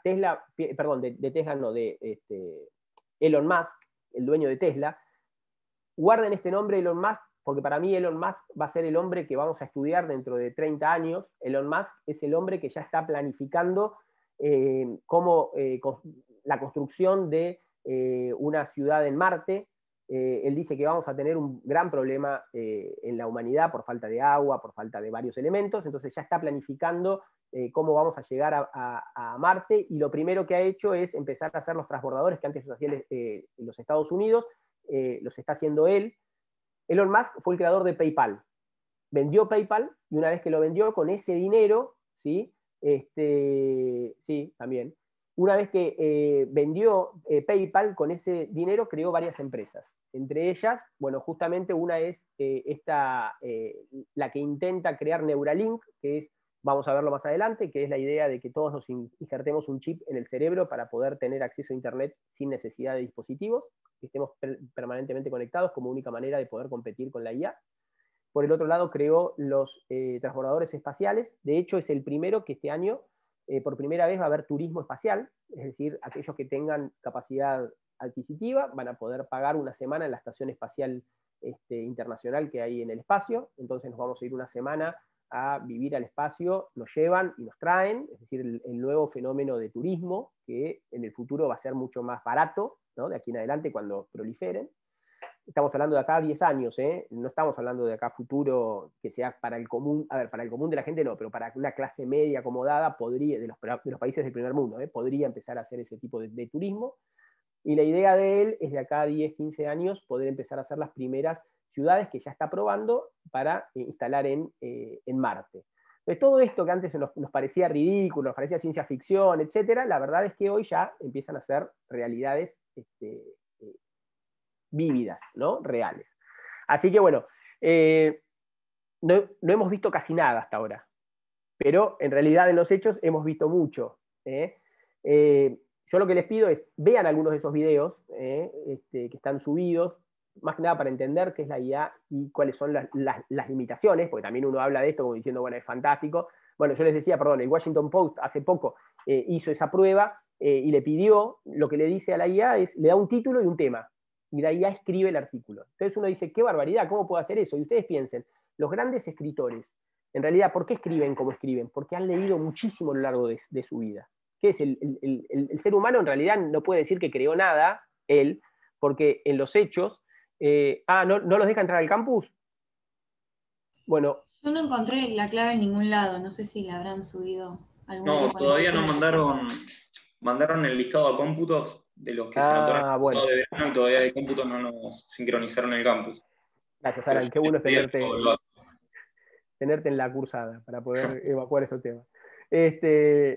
Bueno, apenas puedan, ingresen, van a ver en la primera clase, hay algunos videos que están, en realidad, son de Yataka, que es una página que está muy buena. Aquellos que les gusta leer sobre estos temas, la revista Wired, que es una revista de la década del 90, que hasta el día de hoy se sigue publicando y cada vez más, que es, a ver si, un segundo, ahí sí, ahí lo pongo, parecido. Es una revista que pueden ver varias de las publicaciones gratuitas, tiene un cupo como todo, pero está bueno, y después hay Yataka, yo creo que es una buena página, por lo menos para tener un poco, ir viendo qué es lo que está apareciendo en cuestión de tecnología. Igual acá nosotros vamos a ir haciendo, por lo general lo que hacemos es, una vez por semana, noticias de la semana, arrancamos con eso para ir viendo a ver qué es lo que pasó en el mundo tecnológico y demás. Y sobre todo, a nosotros nos va a interesar que ustedes a la par vayan viendo lo que es la ley del conocimiento en la Argentina, fundamentalmente porque ustedes pueden encontrar con algunas de esas herramientas, por ejemplo, cuando estuvimos crowdfunding, etcétera, herramientas para poder ayudar si tienen amigos que tienen iniciativas tecnológicas, bueno, cómo hacer para juntar plata, para fondear esos proyectos, y que además ustedes piensen que ustedes tienen que generarse el trabajo. Entonces, hay que cambiar nuestra mente, no tenemos que pensar en ir a hacer el contrato de locación, no, tenemos que empezar a pensar en estas cosas, en cómo vamos a apoyar a estas empresas, cómo le vamos a dar andamiaje, cómo podemos hacer que un proyecto de un amigo nuestro que no tiene un tío que le preste plata, no tiene un amigo, a través del crowdfunding podamos hacerlo, cómo entre nosotros podemos generar plataformas, cómo estaría bueno, claro, cómo poner acciones en SpaceX, exactamente, ahí está, gracias, no me salía el término. Bueno, tal vez habrá que invertir. De hecho, ustedes piensen, muchas de las aplicaciones nacen siendo una inversión de poca plata y terminan vendiéndose por miles de millones de dólares. Piensa en Mercado Libre. Mercado Libre creció 25 veces en este último tiempo. Es la empresa, es uno de los pocos unicornios de la Argentina, que es un unicornio que vale más de 1.000 millones de dólares bursátiles. Es decir, cuando ustedes ven los inicios, está bien, hubo mucho apoyo económico porque el padre del creador tenía fondos y le puso y confió en el hijo, pero eso que antes era la única manera de acceder, bueno, hoy lo podemos hacer entre todos poniendo plata a través del sistema de crowd, etc. Entonces, bueno, la idea es que nos vayamos de acá con algunas herramientas a lo largo de esta cursada, ¿sí? Y que después ustedes lo vayan profundizando. Y lo que queremos, fundamentalmente, es que empiecen a mirar el resto de las materias que les quedan por cursar con una mirada tecnológica. Entonces, cada materia que ustedes cursen, piensen a ver cómo esto lo vería desde un enfoque aplicándole tecnología o usándolo para reforzar ese tipo de escenarios. Por eso es importante el tema laboral, vamos a ver el tema notarial, vamos a ver el tema tecnológico, vamos a ver consumo, vamos a ver comercial, vamos a ver financiero, como para que ustedes se vayan con una visión general. Forma de evaluación la estamos revisando. Por lo general es un trabajo final, pero antes lo dejábamos librado a la voluntad de ustedes. Hoy lo que creo que vamos a hacer es darles un menú para que ustedes elijan de esos qué tema les interesaría investigar. Y si en algún momento hay alguien que programa o que le gusta la programación y demás, y quiere como proyecto hacer algún sistema o algo por el estilo, también eso está buenísimo, y aprenderemos todo. Chicos, ¿alguna pregunta, alguna duda? Si no, yo quería hacer un comentario breve, que cuando Excelente, habló del dale. tema de la internacionalización y el tema, digamos, de la inteligencia artificial, me acordé que hay, además, bueno, de Black Mirror que está ahí, me acordé que hay una serie que no es tan conocida igual, o sea, se hizo conocida hace un tiempo, pero no tuvo mucho éxito, creo que es Cómo vender drogas online, que habla, digamos, de unos chicos en Alemania, que digamos que en Alemania las drogas no son legales, entonces buscaban, digamos, en otro país poner, digamos, un negocio de drogas online como si fuera, digamos, Amazon o lo que sea, y distribuir en diferentes países. Entonces, a ver si eso sería legal o no sería legal. Excelente. Digamos, y la distribución y todo eso. A mí me gustó mucho. ¿Dónde, en qué plataforma estaba?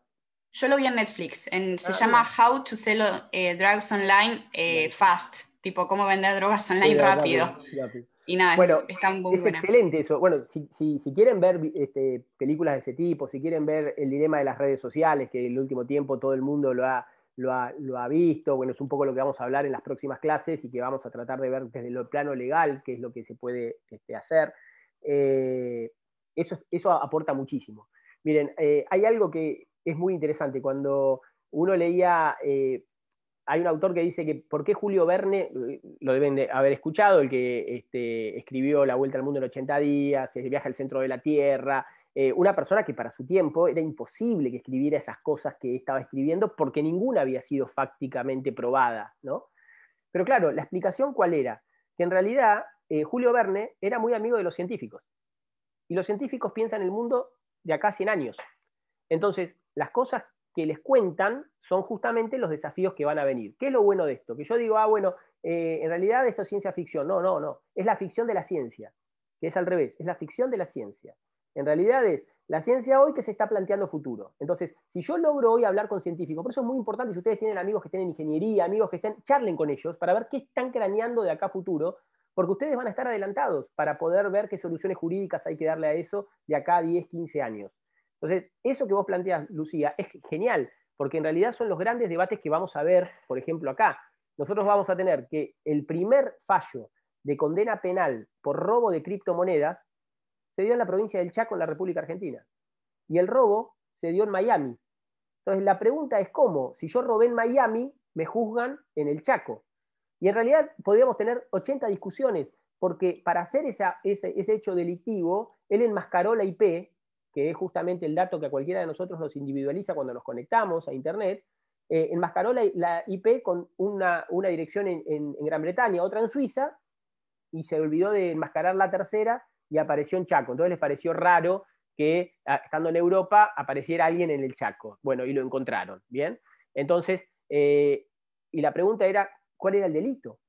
Es decir, si el delito podía ser juzgado por nuestras leyes. Está pasando lo mismo con Julian Assange, que no lo quieren extraditar, por ejemplo. Bien,